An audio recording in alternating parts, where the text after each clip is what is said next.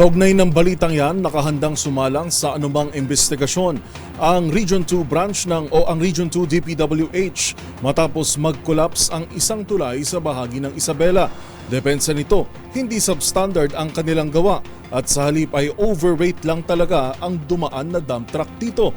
Pakinggan natin ang ulat ni Rose Babiera. Yes, Kuya Sir, we are ready.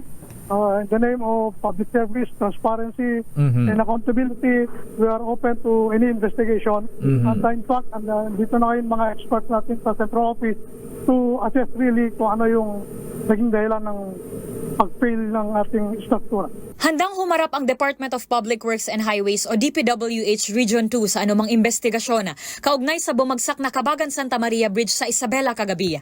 Ayon sa Kabagan Municipal Disaster Risk Reduction and Management Council, 4 na sasakyan kabilang ang isang dump truck, 2 SUV at isang motorsiklo ang nadamay sa insidente. Lula ng 6 na individual na napaulat na nasugatan at kasalukuyang nagpapagaling sa ospital.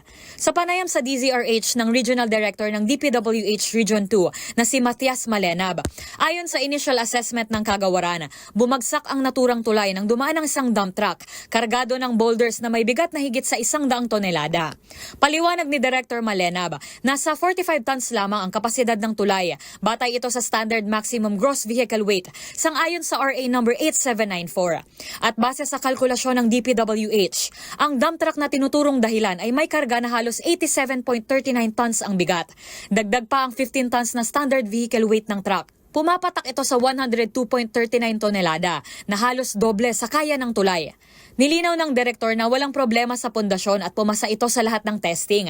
Wala aniyang nakikitang otoridad na iba pang dahilan kundi ang overweight na truck. Nang tanungin tungkol sa pagre-retrofit ng tulay, pinaliwanag din niya na sumailalim ito sa retrofitting dahil kailangang baguhin ang disenyo nito base sa in-upgrade na design code. Mula sa 1988 code ay ang 2015 design code na ang ginagamit, na ani ay nag-a-apply sa lahat ng tulay sa bansa. Sa ngayon, patuloy ang investigasyon at assessment ng mga engineer mula sa Bureau of Design at Bureau of Construction mula sa Central Office para matiyak ang cause of failure ng istruktura. Kasalukuyan namang pinaghahanap ang driver ng truck na hindi pa nalolocate ng otoridad simula nang mangyari ang insidente. Para sa MBC TV Network News, ito si Rose Babiera ng DZRH TV. Una sa Pilipinas, una sa Pilipino.